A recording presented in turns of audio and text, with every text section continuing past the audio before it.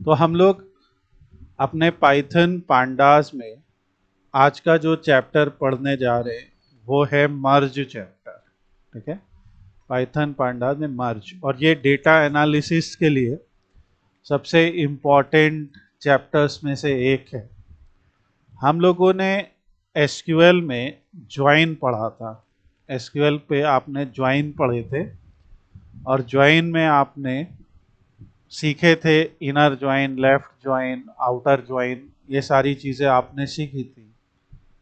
Join में क्या होता है कि हम लोग का जो डेटा होता है वो मल्टीपल टेबल्स में दिया होता है, और मल्टीपल टेबल्स के डेटा को हमें रीड करना होता है, और रीड करने के बाद उनको हम ज्वाइन करते हैं ताकि हमें कंप्लीट डेटा दिख जाए।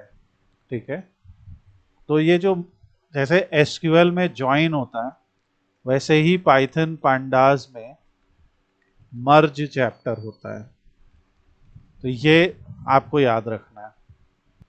तो जैसे एसक्यूएल में ज्वाइन जो मेनली होते हैं माई एसक्यूएल में, inner join, left join, outer join, sorry right join. जैसे यहाँ पे एक छोटा सा डेटा है, यहाँ पे कस्टमर आईडी दी है 123 और उसका नाम दिया है, और यहाँ पे ऑर्डर टेबल है।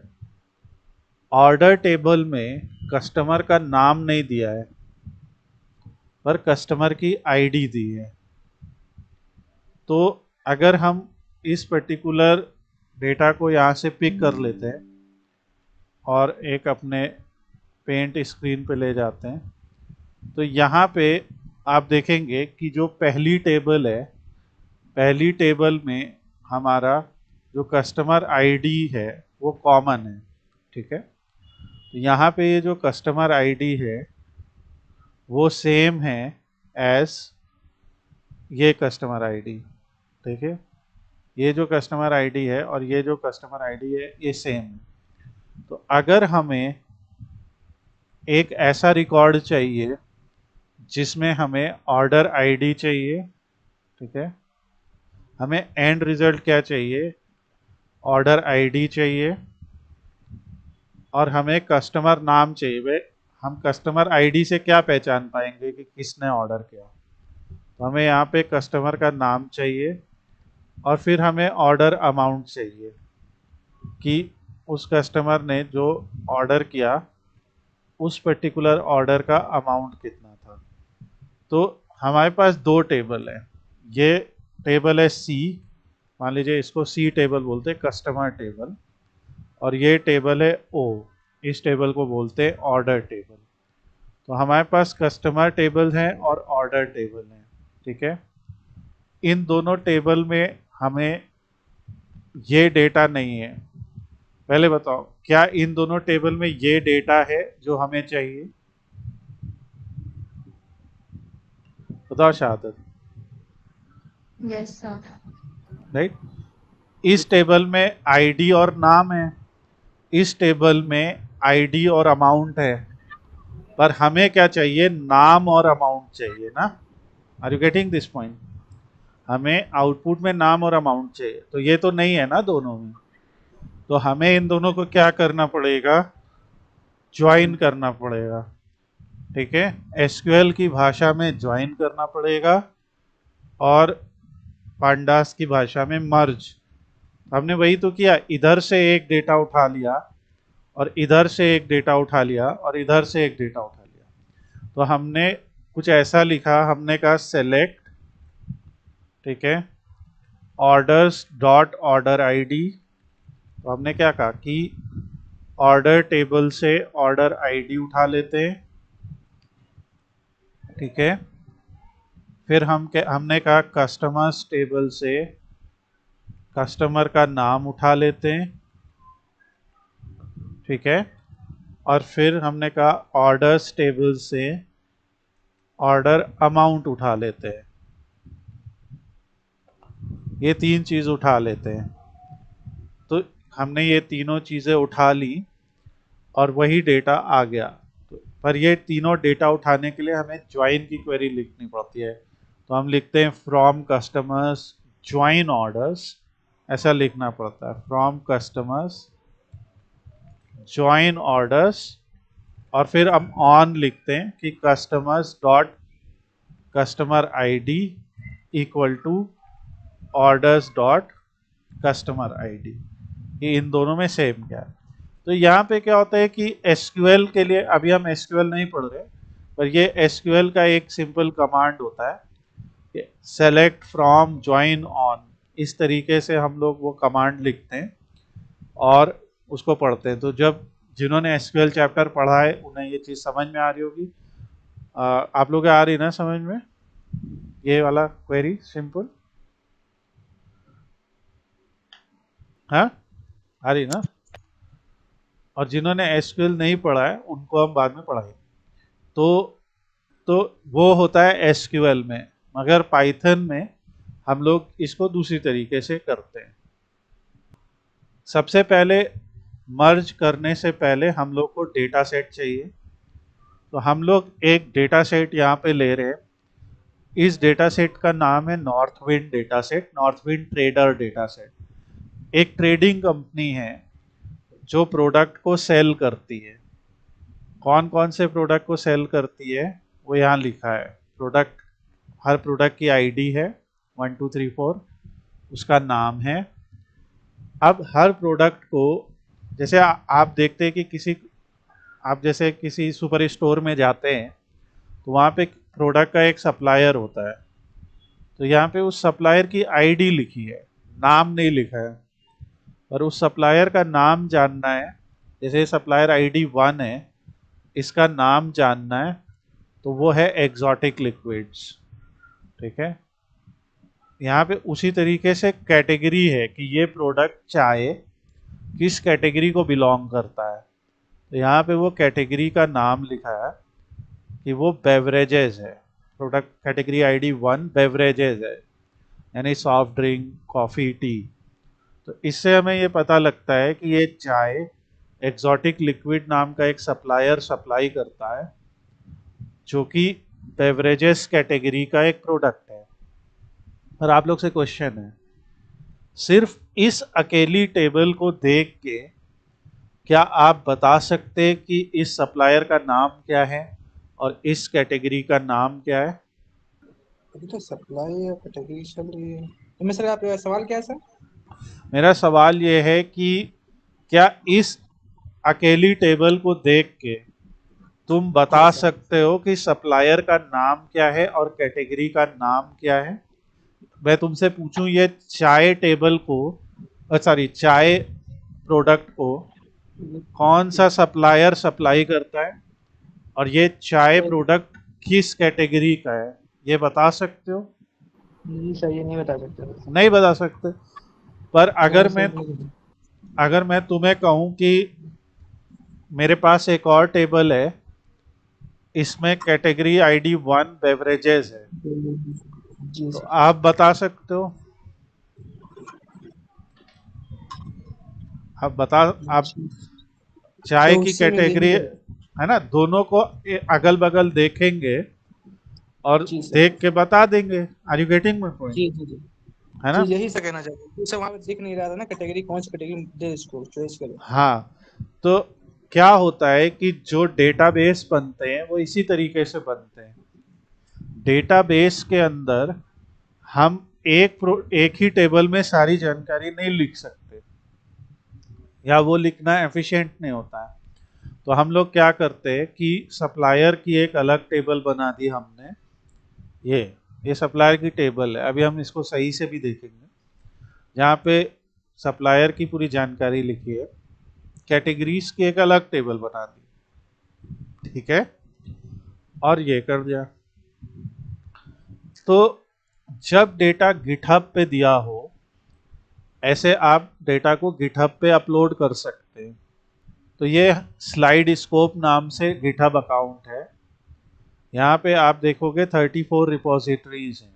ठीक है, इन रिपोजिटरीज में आप लोग के लिए बहुत सारे डेटा सेट्स हैं जो आपके डेटा एनालिसिस प्रैक्टिस में बहुत काम आएंगे। ठीक है, यहाँ पे ये नॉर्थविंड डेटा सेट का जिप दिया है, जहाँ पे ये सारी फाइल्स हैं। ओके, मैं ये लिंक भी अभी आप लोग को भेज दूंगा, तो आप चाहे वहाँ से, या फिर मैं ये लिंक भी भेज दूंगा, यहाँ पे ये सारे टेबल दिए हुए हैं। ठीक है, तो गिटहब पे हम लोग इन CSV फाइल्स को अपलोड और होस्ट कर सकते हैं, और फिर जुपिटर नोटबुक में आराम से उन फाइल्स को रीड कर सकते हैं। तो चलिए करते हैं। तो हम लोग जब पाइथन के साथ डेटा एनालिसिस शुरू करते हैं, तो सबसे पहले हम लाइब्रेरीज को इंपोर्ट करते हैं। तो हम यहाँ पे लिखते हैं import pandas SPD। Pandas library data processing की लाइब्रेरी है। इसका काम है किसी डिफरेंट डेटा टाइप या किसी एक्सटर्नल फाइल को यहाँ पे हमारी नोटबुक में रीड करके एक डेटा फ्रेम बनाना या एक सीरीज बनाना। तो हम यहाँ पे पहला डेटा फ्रेम बनाने वाले हैं प्रोडक्ट्स नाम से। तो हम यहाँ से लिखेंगे products is equal to PD dot read underscore CSV, और यहाँ से हम उस पर्टिकुलर फाइल का रॉ वर्जन देखेंगे और ये URL कॉपी कर लेंगे और इस URL को यहाँ रीड करके यहाँ प्रोडक्ट्स डॉट हेड लिखेंगे। हेड क्या करता है? टॉप 5 रोज प्रिंट करता है। तो यहाँ होगा क्या, क्योंकि वो फाइल एक CSV फाइल है, देखिए, क्योंकि वो फाइल एक CSV फाइल है, उस CSV फाइल को एक URL पे रखा गया है। अब हम चाहते हैं कि उस URL में वो जो CSV फाइल है उसको हम यहाँ पे पाइथन में रीड करें। तो रीड हम डायरेक्टली कर नहीं सकते, इसलिए हम एक लाइब्रेरी की मदद ले रहे हैं। उस लाइब्रेरी का नाम है पांडास। अब पांडास लाइब्रेरी को हम PD नाम से बुलाते हैं।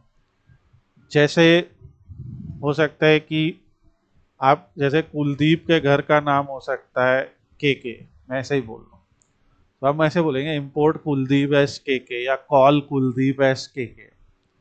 तो वैसे ही हम इंपोर्ट पांडास एस PD करते हैं।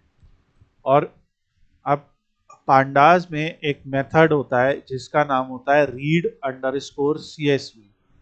ये मेथड किसी भी फाइल को रीड कर लेगा जो CSV फाइल हो, और फिर उसका एक डेटा फ्रेम बना देगा।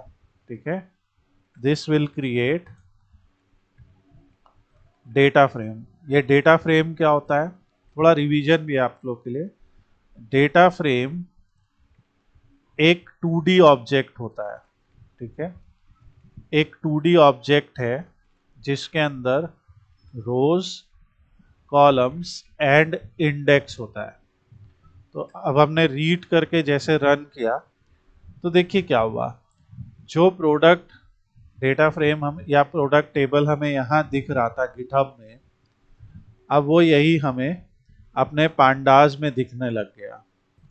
अब इसी तरीके से जैसे हमने प्रोडक्ट बनाया, इसी तरीके से हम लोग कैटेगरीज नाम का भी डेटा फ्रेम बनाएंगे। तो क्या लिखेंगे, PD dot read underscore CSV, और यहाँ पे कैटेगरीज नाम की फाइल होगी और ये हम रीड कर लेंगे। अब मुझे ये दो फाइल देख के बताओ, इनमें कौन सा कॉलम कॉमन है? अभी हम लोग ने डिस्कस किया, कौन सा? Category ID, right? Yes sir. तो जब हम लोग लिखते हैं तो हम क्या कर सकते हैं, हम लिखेंगे PD dot merge products and categories. ठीक है, और लिख देंगे ऑन बराबर कैटेगरी ID। याद रखिए, दोनों में जो कैटेगरी ID कॉलम दिया है वो ऐसे दिया है, सीक स्मॉल है। तो अगर हम ये रन करते तो हो सकता है एरर आए कि ये कह रहा है इस नाम का तो भाई कोई कॉलम है ही नहीं दोनों में। तो हम कहते हैं अच्छा, हमें एग्जैक्टली उसी केस में लिखना होगा जिस केस में हमारा डेटा दिया हुआ है। तो जब हम ये कमांड रन करेंगे pd.merge, तो हम क्या कर रहे हैं, हम बेसिकली कह रहे हैं कि ए एंड बी को ज्वाइन करो। हमारे केस में प्रोडक्ट्स एंड कैटेगरीज टेबल को ज्वाइन करो। अब देखो तुम्हारे सामने प्रोडक्ट के सारे कॉलम आ गए यहां तक और कैटेगरीज के सारे कॉलम आ गए। देखो इस चीज को आप समझ पा रहे हो? तो ये क्या किया इसने, दोनों को साइड बाय साइड मर्ज कर दिया। जिस जिस प्रोडक्ट की कैटेगरी आईडी 1 थी उसके आगे बेवरेजेस लिख के आ गया, जिस जिस प्रोडक्ट की कैटेगरी आईडी 2 थी उसके आगे कंडीमेंट्स लिख के आ गया। तो हम लोग क्या कहते हैं कि ये जो हमारा मर्ज वाला कमांड है, इस मर्ज वाले कमांड को हम एक नए डेटा फ्रेम में सेव कर लेते हैं। तो हम इसे prod cat नाम से सेव कर लेते हैं ये, और अब हम लिखते हैं prod cat डॉट हेड, यानी उसके ऊपर के 5 रो देखते हैं। तो हमें दिखने लगा ये आ गया। अब हम क्या करते हैं, अभी टेम्परेरली हम लिख देते हैं prod cat डॉट ड्रॉप, और ड्रॉप में हम लिख देते हैं अभी के लिए जो अननेसेसरी कॉलम है। जैसे हमें डिस्क्रिप्शन नहीं चाहिए, ठीक है, हमें कैटेगरी आईडी भी नहीं चाहिए क्योंकि वो ऑलरेडी अब नाम आ गया है, ठीक है, हमें यहाँ से एक ये इमेज भी नहीं चाहिए, तो उस कॉलम का नाम है इमेज या पिक्चर। तो ये जो ड्रॉप मेथड है, ये ड्रॉप मेथड के अंदर हम एक लिस्ट बनाते हैं। तो बेसिकली हम लोग उन कॉलम्स की एक लिस्ट बना लेते हैं जिन कॉलम को हमें ड्रॉप करना है इस पूरे से। तो हमें ये सब ड्रॉप करना है, हमें डिस्क्रिप्शन, कैटेगरी आईडी और पिक्चर को ड्रॉप करना है। और फिर हम आगे लिख देते हैं कि अब वो पूछेगा कि ये ड्रॉप कहाँ से करना है, तो हम कहेंगे एक्सिस बराबर कॉलम्स, हमें कॉलम वाली एक्सिस से ड्रॉप करना है, ठीक है। तो कॉलम एक्सिस से ड्रॉप हो जाएगा, ये देखिए। अब हमारे पास जो डेटा फ्रेम आया उसमें हमें अब पता चल रहा है ना कि प्रोडक्ट आईडी 1 चाय है, इसे बेवरेजेस कैटेगरी में रखा गया ना, राइट। एनीसीड सिरप कंडीमेंट में रखा गया है, रॉड कैवियर सी फूड है। तो इस मर्ज का बेनिफिट क्या है कि एक डेटाबेस को जब बनाया जाता है तो उसमें फॉरेन कीज होती हैं। यहाँ प्रोडक्ट आईडी एक प्राइमरी की है और सप्लायर आईडी और कैटेगरी आईडी यहाँ पे फॉरेन की है। तो जब डेटा फ्रेम बनाया जाता है तो उसमें प्राइमरी की और फॉरेन कीज होती हैं। जो फॉरेन कीज होती है उनके वैल्यूज नहीं होते हैं यहाँ पे, सिर्फ उनकी आईडी होती है। तो ऐसा हम लोग एक जनरल केस में एज्यूम कर रहे हैं। तो ये जो मर्ज चैप्टर है या मर्ज जो हमारा मेथड है पांडास का, वो हमें मदद करता है कि हम इन टेबल्स को ज्वाइन कर दें। जिन लोगों ने एसक्यूएल पढ़ा है उनको ऐसे लिखना पड़ता था, सेलेक्ट प्रोडक्ट्स डॉट स्टार, मतलब प्रोडक्ट से सारा डेटा उठाओ, कैटेगरीज डॉट स्टार, मतलब कैटेगरी से, या मान लो हम कह देते कैटेगरीज से कैटेगरी नेम उठाओ। फिर हम यहाँ लिखते थे फ्रॉम प्रोडक्ट्स ज्वाइन कैटेगरीज। फिर हम यहाँ पे लिखते थे ऑन, और ऑन में बताते थे कि जो प्रोडक्ट्स के अंदर कैटेगरी आईडी है वही कैटेगरीज के अंदर कैटेगरी आईडी है, दोनों में कॉमन क्या है वो बता देते। तो सीक्वल में कुछ ऐसा सिंटैक्स होता था इसका। एग्जैक्ट सिंटैक्स की बात करें तो ऐसा, ये जो हमारा सीक्वल का सिंटैक्स था, उस सीक्वल के सिंटैक्स को हम लोग अगर यहाँ पे रिकॉल करें तो पांडास में देखिए कितना उसको छोटा बना दिया। pd डॉट मर्ज, यहाँ टेबल 1, यहाँ टेबल 2, और यहाँ ऑन में बता दो कि ऑन है, तो वहां पे बताना पड़ता था ऑन में कि इसमें ये है, इसमें ये। तो ये एक तरीका है। तो ये आप लोग की समझ में आया कि नहीं? आप लोग इसको रिकॉल कर पा रहे हो कि नहीं? माइस्क्वेल से बहुत इजी है, डायरेक्ट कमांड दे दो बस हो गया काम, है ना? और खास करके आप ऐसे सोचिए कि अगर आपको माई एसक्यूएल की नॉलेज है तो आप और आसानी से इस चीज को समझ पा रहे होंगे ना, एग्जैक्टली सर। है ना? कि ये तो बड़ा आसान है। तो ऐसा नहीं है कि पांडास आ गया या ये सब नए टूल्स आ गए तो, क्योंकि पावर बीआई तो और इजी है, उसमें तो ये सब कुछ लिखना भी नहीं है ना। पावर बीआई या टैबलो बस इधर से खींचो उधर से खींचो, आ गया आंसर। तो पॉइंट ये है कि एसक्यूएल कभी नहीं भूलना है। बस पॉइंट आप सबके लिए ये है कि हमें एसक्यूएल का कमांड याद रखना है, सबको कभी नहीं भूलना है। आप एसक्यूएल नहीं भूलेंगे तो कोई भी टूल, कोई भी प्रोग्रामिंग लैंग्वेज आपको प्रॉब्लम नहीं करेगी। नाउ अब यहाँ पे कई बार क्या होता है, जैसे हम यहाँ पे एक केस है, जैसे यहाँ पे देखिए शिपर है। शिपर में क्या दिया हुआ है? शिपर आईडी दिया है। ऑर्डर्स टेबल देखिए, ऑर्डर टेबल में दिया है शिप वाया। तो कभी कभी ऐसा भी केस आएगा, ये वाली ट्रिक केवल तब काम करेगी when both have same name of the column. Are you getting my point? जब दोनों में सेम नेम हो कॉलम का। पर एक केस ये भी तो हो सकता है कि कॉलम का नाम दोनों का अलग अलग हो सकता है ना, जैसे अभी मैंने दिखाया। तो जैसे हम लोग यहाँ से ऑर्डर्स टेबल उठाते हैं, तो ऑर्डर टेबल का रॉ डेटा उठाया, कैसे उठाएंगे? वही चीज, orders is equal to pd dot read underscore csv orders, और यहाँ पे लिख देंगे ऑर्डर्स डॉट हेड।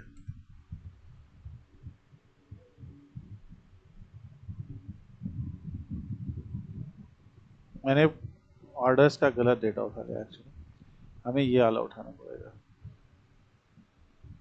जिसमें रॉ नहीं, यही उठाया, कुछ इशू है, चेक कर। तो एक्चुअली इसमें आप देख रहे हैं कि ऑर्डर csv फाइल में एक इशू है, तो इसके लिए मैं एक ऑर्डर फाइल दे देता हूँ। तो एक्चुअली इसी पर्टिकुलर डेटा सेट की मेरे पास एक फाइल है ऑर्डर डॉट csv। तो हम क्या करते हैं कि इस फाइल को अपने सेशन में अपलोड कर देते हैं। किसी भी फाइल को अपने सेशन में लाने के लिए, जैसे अभी हमने गिटहब से उठाया डेटा, पर यहाँ पे एक फोल्डर बना होता है, तो आप अपने कंप्यूटर से भी उस फाइल को अपलोड कर सकते हैं। यहाँ फोल्डर पे क्लिक कीजिए, यहाँ फाइल पे क्लिक कीजिए और अपलोड कर दीजिए उस फाइल को। तो वो जो ऑर्डर डॉट csv मेरे पास थी, मैंने अपलोड कर दी। इसका कॉपी पाथ करते हैं, कैसे करना है, यहाँ से करके कॉपी पाथ। अब की बार ये गिटहब पे नहीं है, ये फाइल हमारे खुद के फाइल मैनेजर में। अब चेक करते, तो यहाँ पे भी ये इशू दे रहा है, दैट मीन्स इस फाइल को ये रीड नहीं कर पा रहा है। अब क्योंकि ये इशू जैसे लाइव फाइल में आ रहा है, यहाँ भी आ रहा है, तो मैंने इसकी एक एक्सेल फाइल भी बनाई थी। तो हम लोग क्या करते हैं, एक्सेल फाइल को ट्राई करते हैं। तो अब की बार हमने वो एक्सेल फाइल यहाँ पे अपलोड कर दी सेशन में। इसका कॉपी पाथ कर लेते हैं। वो नहीं, होता है कोई तो नहीं, एक्सेल स्पेसिफिक होता रीड है। होगा ना। ऐसे होता है, रीड हाँ एक्सेल। सही भूल गया। हाँ वो तो ठीक है, फाइल का एक्सटेंशन, वो एक्सटेंशन है हाँ ना वो सर फाइल उनका। का एक्सटेंशन। तो अब आ गया। हाँ सर भूल गया क्योंकि इसमें मैंने भी चीज होता है। ठीक है, तो ये फाइल है, ये अभी ये सारी फाइल का मैंने बताया आप लोग को ऑलरेडी, इसीलिए मैंने अपने उसमें स्लाइड स्कोप में जिप अपलोड कर दिया है, तो वहाँ पे एक क्लीन वर्जन मिल जाएगा आप लोग को। ठीक है, तो अब ये आ गया। इसी तरीके से जैसे हमने ये किया ऑर्डर्स, अब हम लोग यहाँ पे क्या करते हैं कि शिपर करते हैं। ठीक है, शिपर रॉ पे गए, होपफुली यहाँ सब सही होगा, तो हम लोग शिपर करते हैं। और एक चीज कोलैब कभी कभी खुश होता है, नाउ लोड शिपर लाइक दिस। तो जैसे हमने इसको लिखा now load shippers from GitHub, तो ये देखो उसने खुद ये कोड लिख दिया, दिख रहा है, मुझे बस टैब दबाना है। ये देखो, तो ये अब मैं लिखूंगा now merge shippers and orders, remember in orders shipper id is given as ship via। Order में जो शिपर आईडी है वो शिप वाया नाम से दी है। ऐसा मैंने सिर्फ एक हैशटैग लिखा, समझ रहे हो, मैंने कोई कमांड नहीं लिखा, ना मैंने कोई एआई पे आई कुछ नहीं, मैंने सिर्फ लिखा। अब एंटर करते तो देखते कि वो हमारी इस बात को समझ पाता है कि नहीं। ये लाइन समझ में आ रही है मैंने क्या लिखी? मैंने कहा now merge shippers and orders, remember in orders shipper ID is given as ship via. तो ये शिपर आईडी ऐसे, तो इसको एंटर करते हैं तो देखो उसने खुद ही समझ लिया, दिख रहा है pd डॉट मर्ज। अब यहाँ पे हमारे लिए आता है एक दो नए पैरामीटर्स।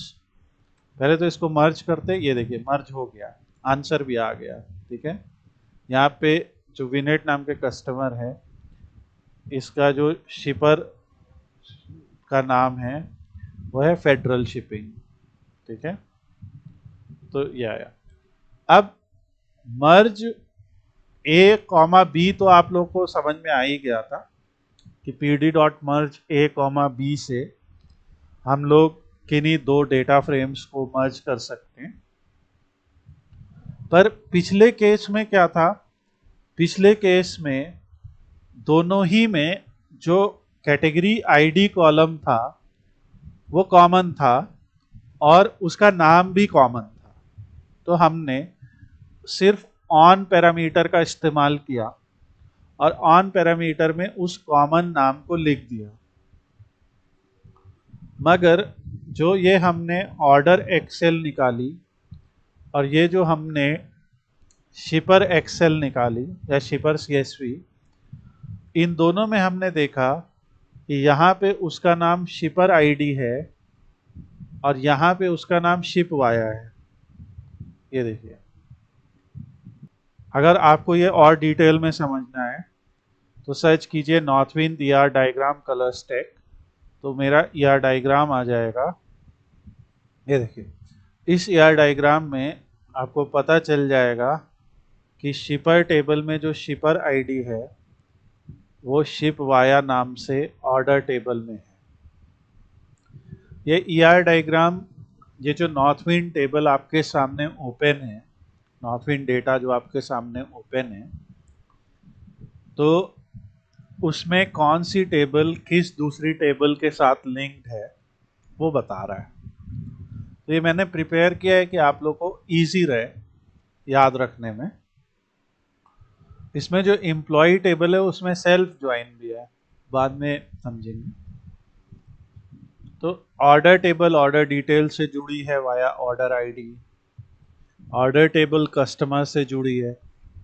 तो आधा मैं कर रहा हूँ, आधा आप लोग को भी करना है। तो ये डायग्राम का भी मैं यहाँ पे लिंक दे रहा हूँ। ठीक है, तो ये डायग्राम को भी आप लोग जो है ज़रूर करिएगा। ये डायग्राम आप ज़रूर देखिएगा। और अब आपको इसके आगे का पार्ट करना है।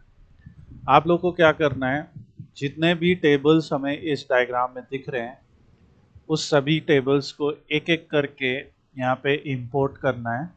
ठीक है, इंपोर्ट करने के बाद जो जो जिससे मैच है, अब जैसे मैंने यहाँ पे ऑर्डर और शिपर को मर्ज किया, मैंने देख लिया कमांड काम कर रहा है, तो मैं क्या कहूँगा, ऑर्डर शिप नाम से एक नया डेटा फ्रेम बना दूंगा। ये जिस तरीके से मैंने prod cat नाम से डेटा फ्रेम बनाया जिसमें प्रोडक्ट और कैटेगरी मर्ज थी, उसी तरीके से यहाँ पे ऑर्डर शिप को करूँगा। अब इसके बाद हमारे पास इसी डेटाबेस के लिए 50 क्वेश्चंस हैं जो आप सब लोगों को पाइथन पांडास के थ्रू सॉल्व करने हैं, जो जो आप कर सकते हैं। जैसे एक में आपको दिखाना है कैटेगरी नेम डिस्क्रिप्शन दिखाना है, एक में आपको ये, तो ये 50 क्वेश्चन हम लोग सॉल्व करेंगे पांडास से। तो यही क्वेश्चन आप एसक्यूएल से सॉल्व कीजिए, यही क्वेश्चन आप पांडास से कीजिए। जैसे अगर आपने पावर बीआई सीखा है तो आप पावर बीआई में यही 8 टेबल इंपोर्ट कीजिए और 8 टेबल से ये 50 क्वेश्चन सॉल्व करिए। 50 पेज बनाइए, या एक पेज में 5 क्वेश्चन आ जाते हैं तो 5 पेज पे करिए, पावर बीआई में, टैबलो में करिए। इससे आपको हर एक प्रोग्रामिंग लैंग्वेज या टूल पे भी कमांड बनेगा और आपके पास एक बहुत अच्छा डेटाबेस भी है जिससे आपको डेटा मॉडलिंग, कंसेप्ट, फॉरेन की, प्राइमरी की, जॉइंस, मर्ज, सारे कंसेप्ट धीरे धीरे क्लियर होंगे। एक्चुअल कंपनीज का डेटा इससे कहीं बड़ा होता है। एक छोटा मॉडल है, जो एक्चुअल कंपनीज का डेटा होगा उसमें हो सकता है 50 टेबल हो, पर एक बार में 50 पे नहीं जा सकते, हम लोग 8-9 से शुरू करते हैं, तो ये ज़रूर करिए। तो ये मर्ज चैप्टर है। मर्ज चैप्टर में आप देख सकते किस तरीके से हम लोग 2 टेबल्स को आपस में मर्ज करते हैं। अब अगर मुझे 3 को करना है तो अब मुझे दिख गया जैसे ऑर्डर आईडी और कस्टमर आईडी वगैरह है। अब मुझे यहाँ पे कस्टमर का नाम चाहिए, तो now import customers table from GitHub, और उसके बाद कस्टमर्स टेबल हमारी इंपोर्ट हो जाएगी। कस्टमर में भी कुछ वैसा इशू आ रहा है तो उसको भी लोकल से हम डाउनलोड कर लेंगे। जैसे यहाँ पे ये कस्टमर टेबल है, जैसे कई टेबल में यहाँ पे वो टैबुलर वे में नहीं दिख रही क्योंकि वो प्रॉपर फॉर्मेटिंग में नहीं है, तो उसी तरीके से हमने ये कस्टमर एक्सेल बना लिया। कई बार सीएसवी में मान लीजिए प्रॉब्लम है क्योंकि कुछ मिसिंग वैल्यू हैं, या कई बार प्रॉब्लम आती है सीएसवी में अगर जैसे एड्रेस में भी कॉमा लगा है कहीं पे, यहाँ पे एड्रेस में बहुत सारे ऐसे नाम हैं जो, या ऐसे कैरेक्टर्स हैं जो सही नहीं है, तो इस वजह से यहाँ पे कभी दिक्कत आ सकती है। तो ठीक उसी तरीके से हम लोगों ने जैसे ऑर्डर एक्सेल किया था, कस्टमर एक्सेल भी कर लिया और ये आ गया। तो इस तरीके से ही आप आगे, अब जैसे मुझे ऑर्डर और कस्टमर को मर्ज करना है, तो ये जो मेरे पास ऑर्डर शिप नाम का है, अब मैं इससे भी मर्ज कर सकता हूँ। मतलब क्योंकि इसमें ऑलरेडी ऑर्डर और शिपिंग दोनों मर्ज है, तो मैं ऐसे भी लिख सकता हूँ ना कि pd.merge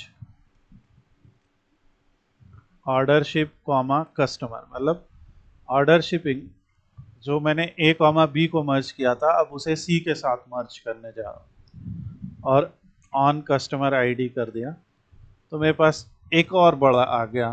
तो इसको मैं कह दूंगा, ये हो जाएगा ऑर्डर शिप कस्टमर्स, इस नाम से हो गया। तो अब मेरे पास एक ऐसा बड़ा डेटा फ्रेम आ गया जिसमें 3 टेबल मर्ज हैं आपस में।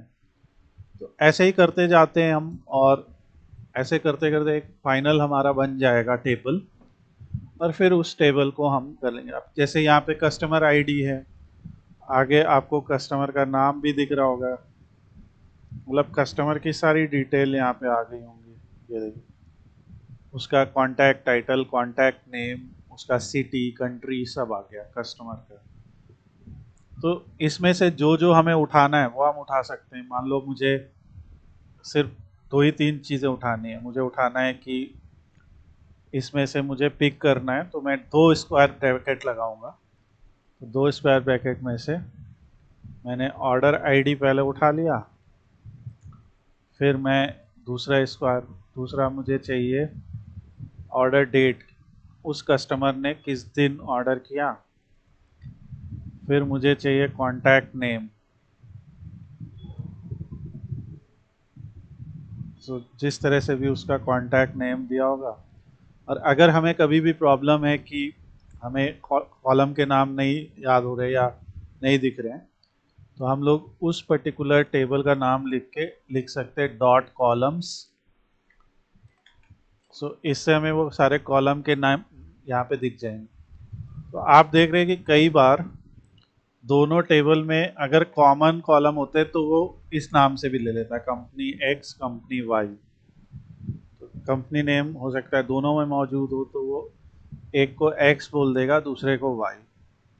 तो यहाँ पे हमें पता है कॉन्टैक्ट नेम इस तरह से आ रहा है, और दूसरा मान लो मुझे उनका सिटी जानना है, तो सिटी आ रहा है, तो हम सिटी उठा लेंगे और एक कंट्री उठा लेते हैं। अभी मैं इतना उठा रहा हूँ। तो हम डबल स्क्वायर ब्रैकेट का यूज़ करके जो कॉलम हमें रिक्वायर्ड हैं बड़े टेबल में से सिर्फ उतने कॉलम भी उठा सकते हैं। इससे हम कोई बदलाव नहीं कर रहे हैं उस डेटा फ्रेम में, हम सिर्फ पिक कर रहे हैं। ये एक तरह का व्यू है, ये लाइक व्यू है, ये कोई चेंज नहीं है। तो आप देखिए ऐसा आ गया। अब मुझे जानना है कि उस कॉन्टैक्ट नेम ने कितनी बार कौन सा ऑर्डर किया। तो इम्पोर्टेंट चीज़ इसमें से हम लोग डॉट लिखेंगे और उस कॉन्टैक्ट का नाम लिखेंगे और फिर लिख देंगे वैल्यू अंडरस्कोर काउंट्स। इस मेथड से हमें पता चल जाता है, ये वैल्यू अंडरस्कोर काउंट मेथड हमें बताता है कि एक कॉलम में कोई वैल्यू कितनी बार आ रही है, यानी एक कॉलम में कॉन्टैक्ट नेम कितनी बार रिपीट हो रहा है। तो ये आ गया। इससे हमें दिखा ये जो जोसेफ पार्वती नाम का कस्टमर है, इसने 31 ऑर्डर किए हैं। इस रॉलैंड नाम के कस्टमर ने 30 ऑर्डर किए हैं। मे बी मैं क्विकली बोल रहा हूँ, ये मैं फिर से रिपीट कराऊंगा। और यहाँ पे मैं मर्ज का बेनिफिट आपको सिखा रहा हूँ। ये चीज़ मैं दोबारा रिपीट करूँगा कि ये क्या मैंने किया, पर ये एक सवाल का जवाब है। और सवाल का जवाब ये है कि show customer name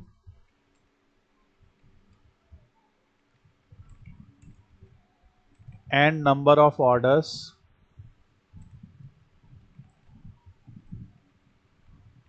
made by them.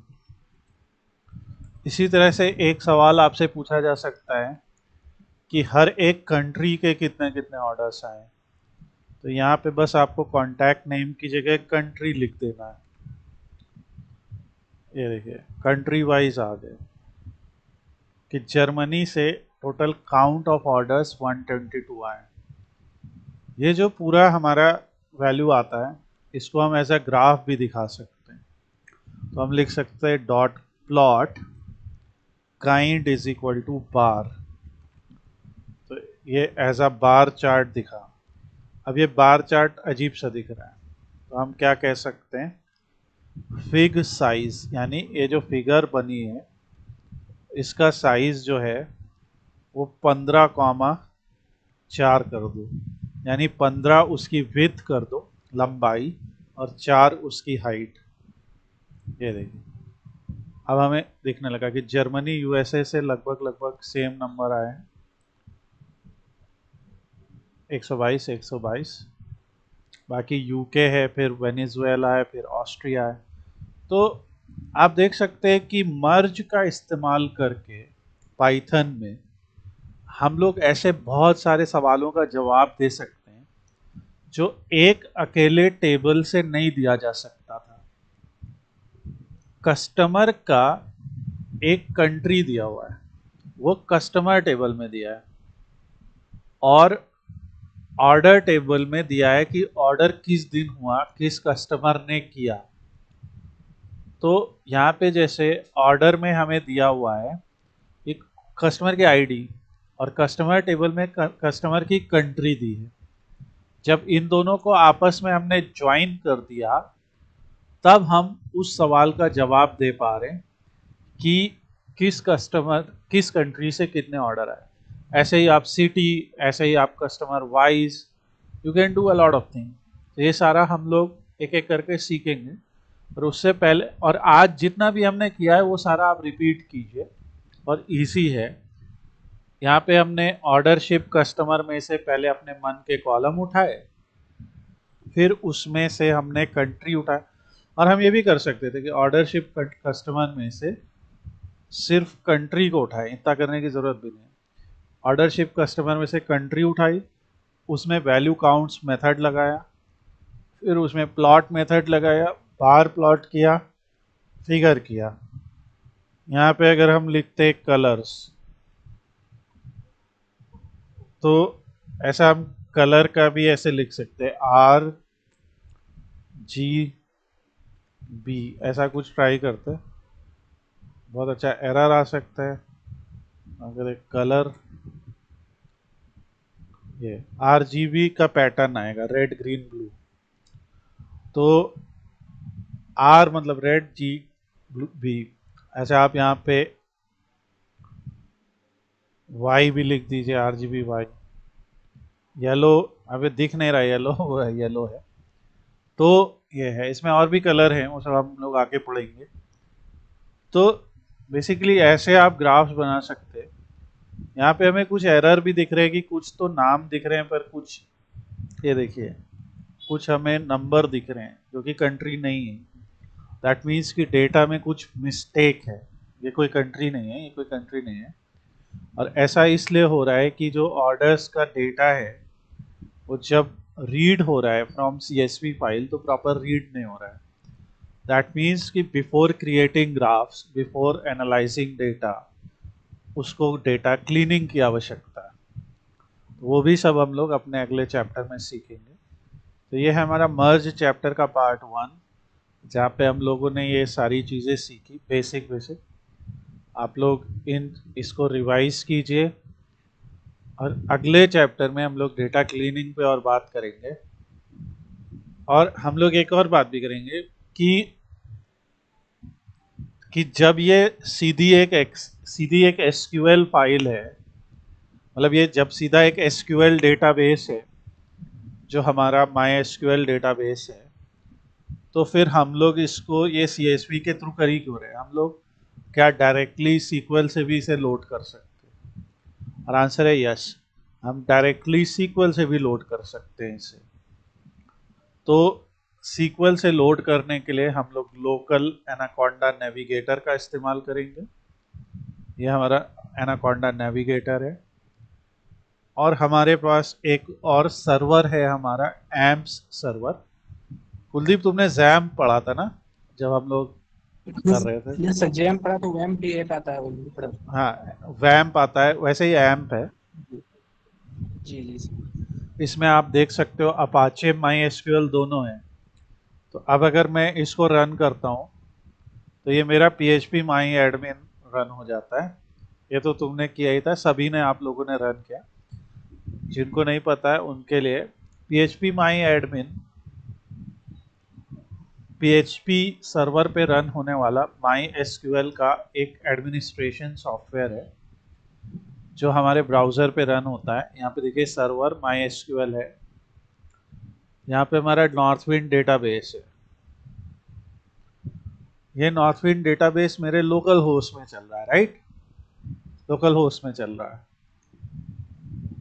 और यहाँ पे देखो सारे टेबल हैं, वही सारे कैटेगरीज, कस्टमर्स, एम्प्लॉइज, सारे।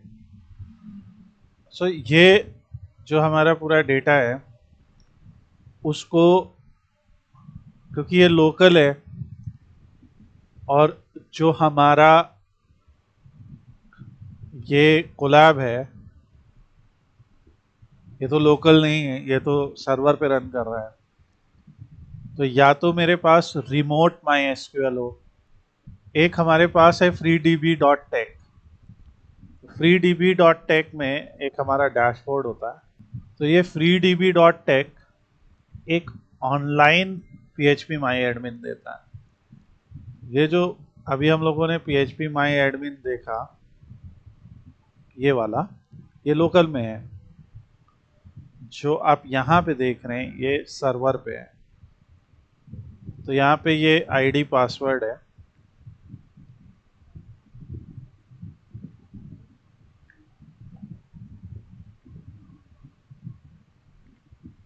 ये आईडी पासवर्ड है।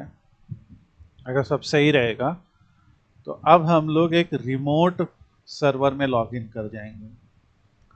ये देखिए, और आप लोग के लिए मैंने यहाँ भी नॉर्थ विंड कर दिया है। सो हम लोकल से भी कर सकते हैं, और हमारे पास ये रिमोट नॉर्थ विंड भी है, हम रिमोट से भी कर सकते हैं। दोनों ही सीखेंगे क्योंकि सब आप लोग के लिए ज़रूरी है ना। क्योंकि जब आप एक कंपनी में काम करोगे तो लोकल पे भी करना पड़ेगा, सर्वर पे भी करना पड़ेगा, सारी खिचड़ी पकेगी धीरे धीरे। तो हम लोग सब सीखेंगे। हाँ, सो ये एक हमारा, और अच्छी बात ये है कि ये रिमोट एक्सेस भी देता है। तो हम लोग ये सारी चीज़ें सीखेंगे कि अभी तक हम लोगों ने ये सीखा है कि पांडास में हमें जो फाइल दी जा रही है वो फाइल या तो CSV हो रही है या एक्सेल हो रही है। मगर फाइल तो भाई माई एसक्यूएल या एसक्यूएल सर्वर की भी हो सकती है। तो वो हम लोग आगे सीखने वाले हैं कि कैसे हम लोग उसे लोड करेंगे। तो वो एक चैप्टर हमारा होगा। तब तक आप ये मर्ज चैप्टर को रिवाइज कीजिए।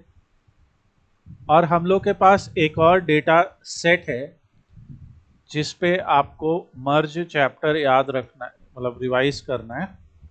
वो डेटा सेट हम बता रहे हैं आपको, वो है सैम्पल सुपरस्टोर।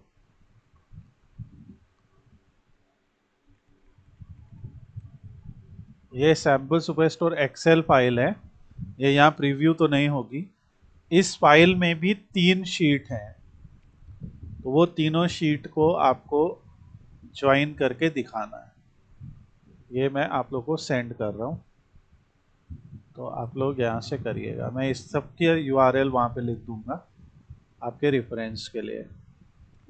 सो हम लोग अपना आगे का डिस्कशन नेक्स्ट चैप्टर में शुरू करते हैं।